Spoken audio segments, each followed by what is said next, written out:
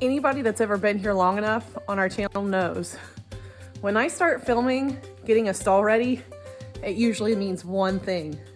And if you guessed, it means we're getting another goat.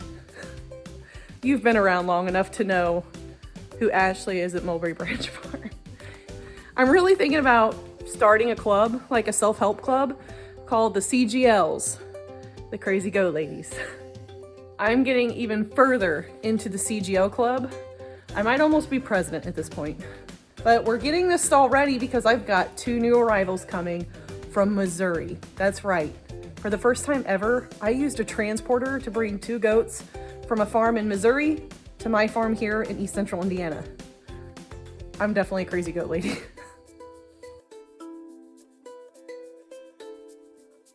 They are finally here. So I want you guys to meet. This is Hailey. Hi, Hailey. And this little girl is being a little shy right now. This is Mo. This is Mo. And they are super sweet. And I'm just really trying to make sure that while they're in this stall, you guys can see that they're in a stall that's really close to my other girls. My other girls can come into the barn and they can do a lot of their conversating through the fence. So I don't have to worry about them having all the stress from traveling and also the stress of integrating into a herd right away. And it's good to keep them apart just because there's a lot of stress. So if these guys are gonna get sick or cold or anything, then I'll be able to kind of keep them a little bit more climate controlled in here than if they were in and out of the barn. And it's gonna help me to just kind of keep, Haley really wants to smell the camera.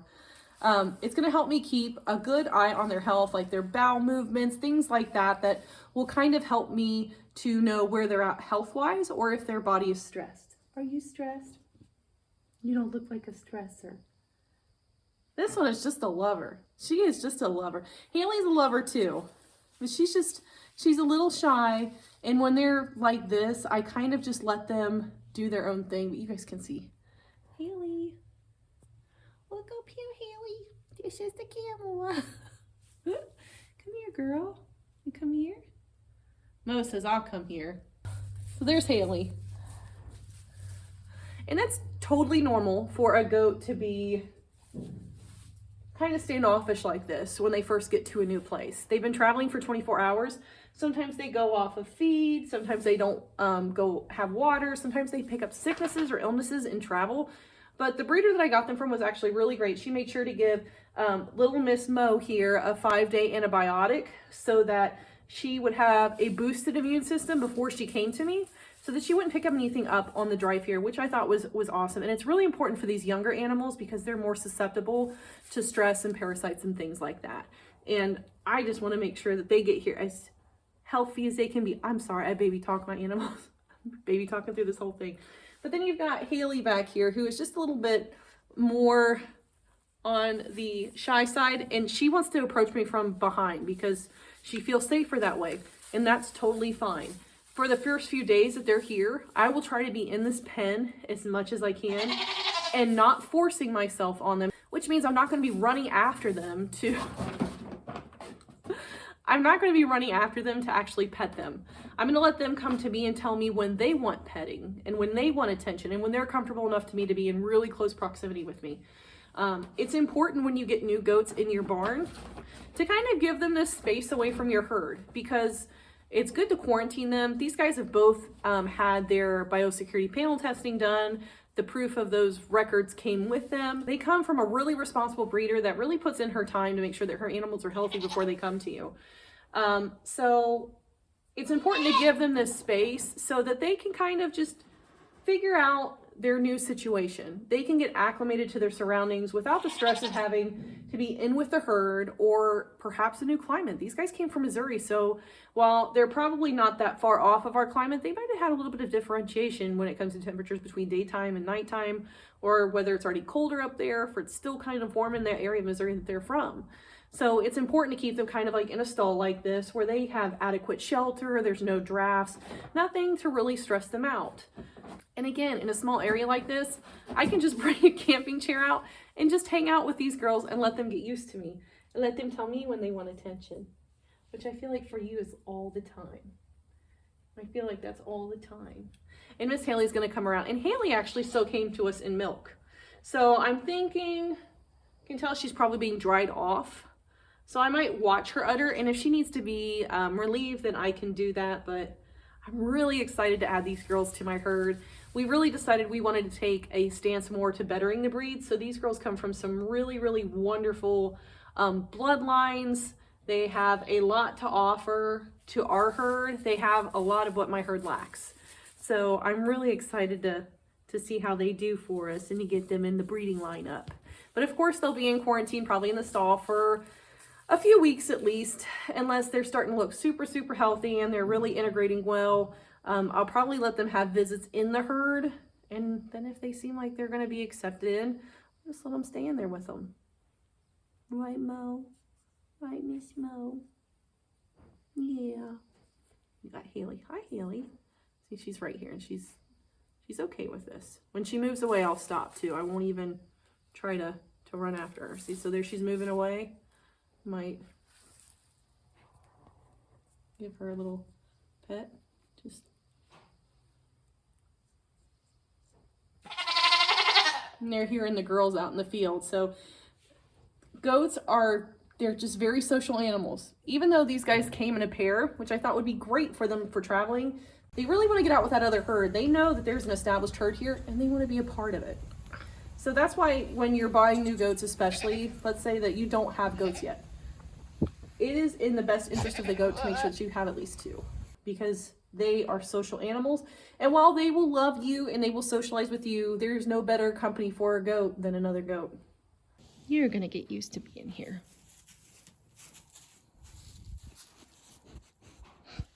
And I think you're already used to being here. Who's out there? I know, I needed another goat like I needed a hole in the head, but I like these goats. Tiger, are you saying hi? She's giving you the old peekaboo, Hailey.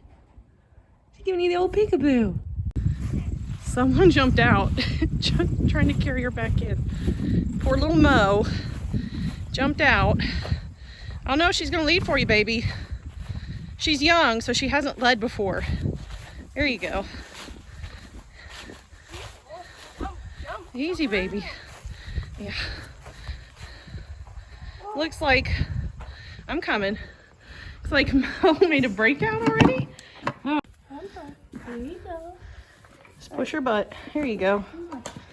Your butt in there, sweetheart. Lady, you broke out? You're a jumper, huh? I came out to a really big surprise. Mo, you're not supposed to be in there. Hailey, you're not supposed to be in there yet. What are you guys doing? Breaking my quarantine protocol? Did you guys jump in? I don't think they liked being in the barn because they could see the other goats, but they could see the other goats go out. And they're just so social, and they've been really making friends through the fence. So I came out on my break from lunch because Mo got out again. Mo definitely can jump over the stall walls. So I came out to get Mo and then noticed that Hailey was out way over here. And they came towards me, and of course, then the rest of the herd came towards me, and they were all totally fine with one another. Probably one of the easiest transitions ever. The only bad thing is that these girls, because I've spent a lot of time with them already, and we're already really good buddies, they kind of want me to stick with them, but it's like I don't live in the barn. I live in the house. You live in the barn. And you have friends now because you broke out to get to those friends. So I love that when they see me, they come flying up to the fence. But I'm really excited too that they're kind of already integrating in so smoothly with my herd, because I've had some introductions where that's not how it goes. Hailey is just like the most baseline goat. They were rubbing on her, loving on her, all kinds of like really cute things that you don't expect goats to do when they first meet another goat. Probably one of the only times I've seen a new goat come into the pen with nobody trying to headbutt her or put her in her place. They all were rubbing their heads on her. I wish I'd had my phone with me because I could have captured that, because I was just like, oh, you're warming my heart. And then you've got Miss Mo, who's just friendly too. So it's been a really smooth transition, and I mean, if they really went in with those girls, they come from a healthy herd, got papers to prove that, and they seem to be keeping condition and their health. So if they want to be out with these other goats, I'm not going to stress them out more. I'm going to let them be with the goats. Hailey, look what I've got. Come get milked.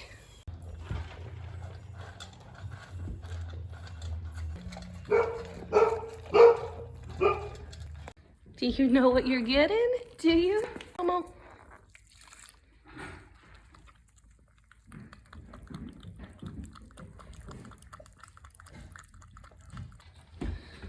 So Hailey actually came to us in milk. So she's been in the process of drying up, but I'm still having to milk her every couple of days just to make sure that we're releasing the pressure so that we don't damage her udder, we don't cause her pain or anything like that. And it's really good bonding time for me and Hailey and Mo.